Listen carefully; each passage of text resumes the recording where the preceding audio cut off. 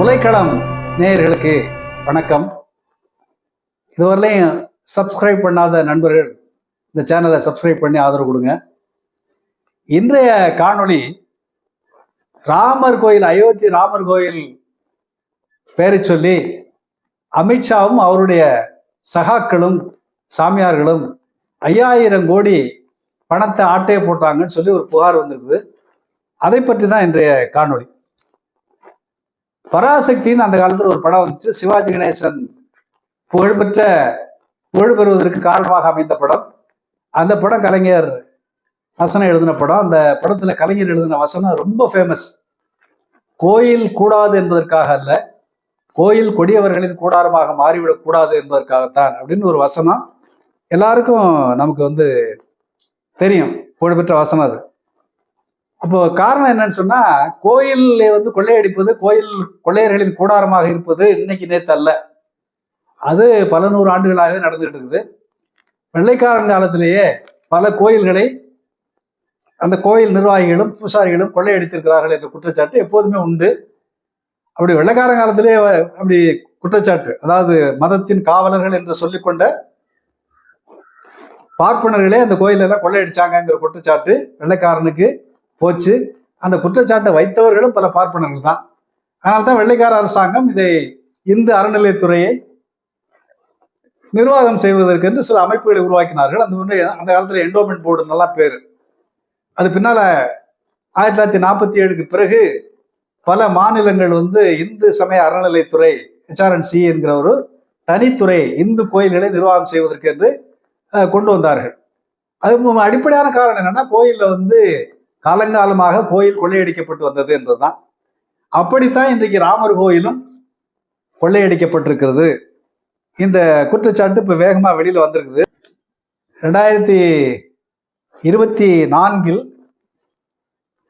ஜனவரி மாதம் 22ஆம் தேதி மோடி புதிதாக கட்டப்பட்ட ராமர் கோயிலை பிரதிஷ்டை பண்ணார். 121 பூசாரிகளை வைத்துக்கொண்டு அவர் தலைமை பூசாரியாக இருந்து அதை பிரதிஷ்டை பண்ணார். பிரான் பிரதிஷ்டை என்று அந்த வார்த்தை பலருக்கு அந்த நேரத்தில் கேள்விப்பட்டிருப்போம்.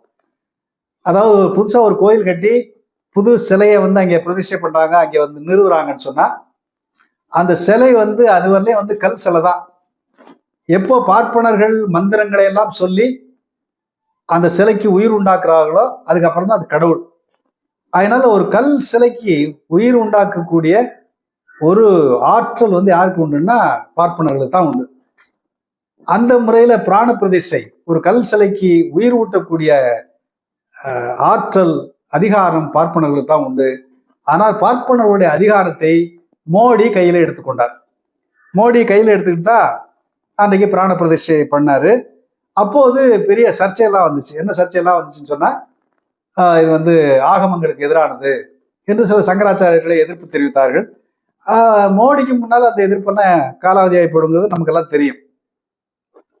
ரெண்டாவது விஷயம், அப்போது எழுப்பப்பட்ட ஒரு முக்கியமான பிரச்சனை என்ன அப்படின்னு சொன்னா, கோயில் அறகுறையா இருக்கும் பொழுதே இந்த மாதிரி கும்பாபிஷேகம் பண்றது அல்லது பிராண பிரதிஷ்டை பண்றது ஆகம விதிகளுக்கு எதிரானது.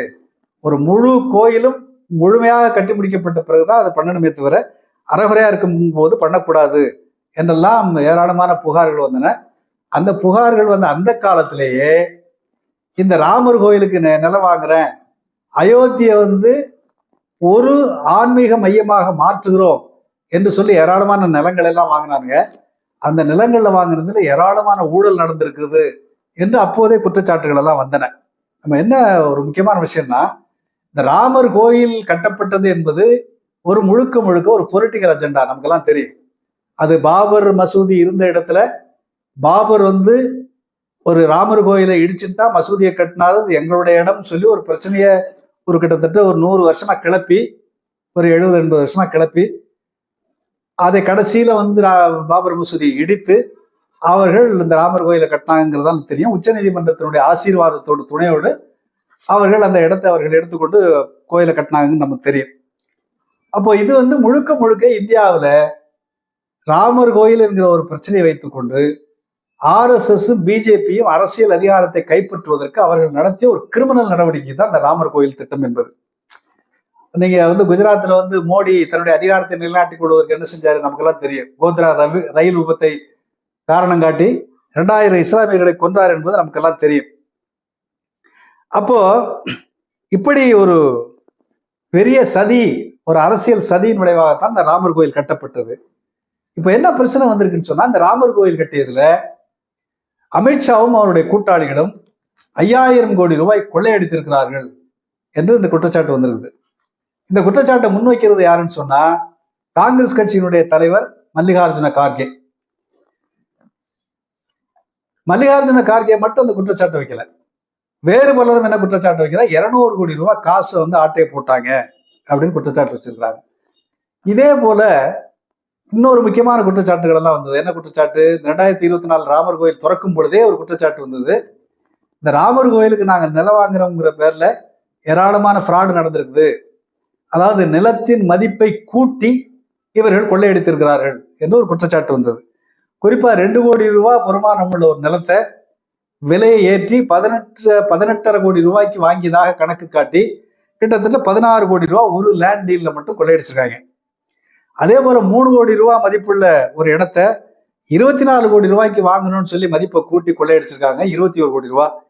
அதே மாதிரி 9 கோடி ரூபாய் மதிப்புள்ள நிலத்தை 55.47 கோடிக்கு வாங்கணும்னு சொல்லி கிட்டத்தட்ட 46 கோடி ரூபாய் கொள்ளையடிச்சிருக்காங்க. இப்போ இந்த நிலம் வாங்கினது மட்டுமே கிட்டத்தட்ட ஒரு 100 கோடி ரூபாய்க்கு வந்து கொள்ளை போயிருக்கிறது. இந்த குற்றச்சாட்டு அப்போதே வந்தது, பலரும் அதை படிச்சிருப்பீங்க. ஆனால் இப்போது அண்மையில சில நாட்களுக்கு முன்னால மகாராஷ்டிராவில் பாம்பேல வந்து ஒரு பத்திரிகை வந்து சாம்னான்னு ஒரு பத்திரிகை, சிலர் கேள்விப்பட்டிருப்பீங்க. அது சிவசேனை என்கிற ஒரு மதவெறி இனவெறி கட்சி, மராட்டிய இனவெறியும் இந்து மதவெறியும் சேர்த்து பிரச்சாரம் செய்கின்ற, அதை வைத்து கலவரம் செய்கின்ற ஒரு கிரிமினல் அமைப்பு சிவசேனை. அந்த சிவசேனையினுடைய அந்த சாம்னா பத்திரிகை ஒரு தலையங்கம் எழுதியிருக்கிறது. அந்த தலையங்கத்தில் என்ன சொல்லியிருக்கிறாங்கன்னு சொன்னா, பல விஷயங்கள் சொல்லியிருக்கிறாங்க. அதில் முக்கியமாக சொல்லப்பட்டிருக்கிறது என்னன்னா, இன்றைக்கு இந்த ராமர் கோயில் கட்டுமானத்தில் அமித்ஷாவும் அவருடைய கூட்டாளிகளும் சாமியார்களும் சேர்ந்து ஏராளமாக கொள்ளையடிச்சிருக்கிறாங்க. இந்த ராமர் கோயில் கட்டும் பொழுது, பாபர் மசூதி இடிக்கும் பொழுது, அன்னைக்கு முன்னால நின்ற உமா பாரதியும் அத்வானியும் தலைதறிக்க ஓடி போயிட்டாங்க. எங்களுடைய சிவசேனை தொண்டர்கள் தான் பல்வேறு அடக்குமுறைகளையும் எதிர்கொண்டு நாங்கள் பாபர் மசூதியை இடித்தோம். அங்கே இடித்தது மட்டுமல்ல, மராட்டிய மாநிலத்திலும் மற்ற இடங்களிலும் ஏராளமான நன்கொடைகளை வசூல் பண்ணோம். நன்கொடை என்னென்ன நன்கொடை? தங்க கட்டி, வைரக்கட்டி, வைரங்கள், அதே போல வெள்ளி கட்டி, வெள்ளி தங்க நகைகள், இப்படி மூட்டையா நாங்கள் வசூல் பண்ணி கொடுத்தோம். அதை பூரா கொள்ளையடிச்சிட்டாங்க. பிஜேபியும் ஆர்எஸ்எஸ் சேர்ந்து கொள்ளையடிச்சிட்டாங்க. அந்த கொள்ளையடிச்ச பணத்தை வச்சுக்கிட்டு தான் இப்ப சிவசேனை எம்எல்ஏக்கள் எல்லாம் விலை கொடுத்து வாங்கிட்டு இருக்கிறாங்க.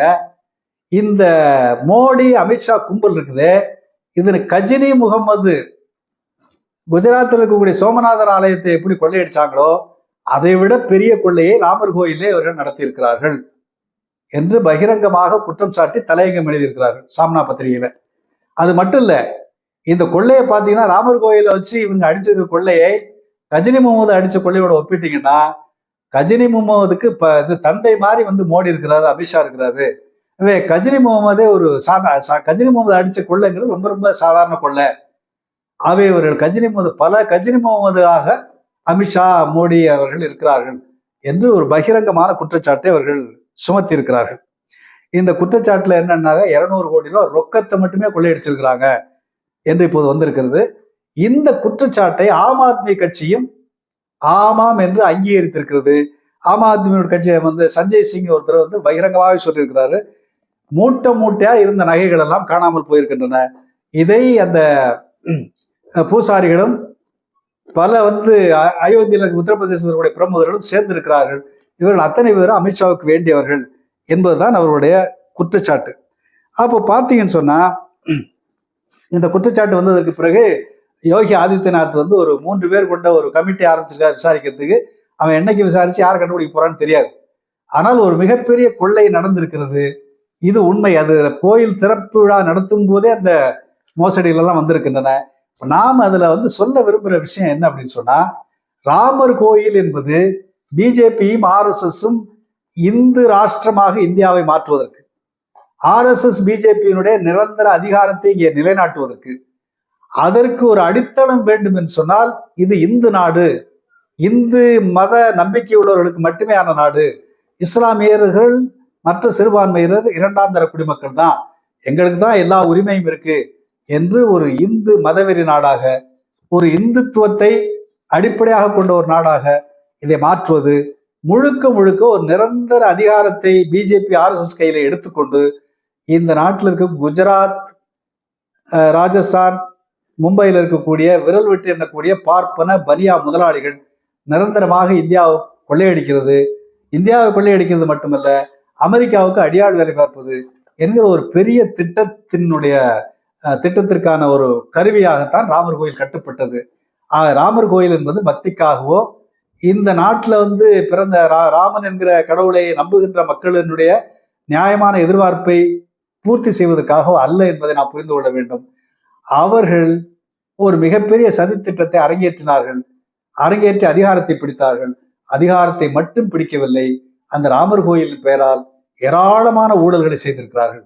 மோடி திரும்ப திரும்ப என்ன பேசுறாரு? இப்ப விஜய் பேசுற மாதிரி, நான் ஒரு பைசா தொட மாட்டேன், யாரையும் தொட விட மாட்டேன், தொட்டவங்களை விட மாட்டேன்னு விஜய் வசனம் பேசுறாரு இல்லையா?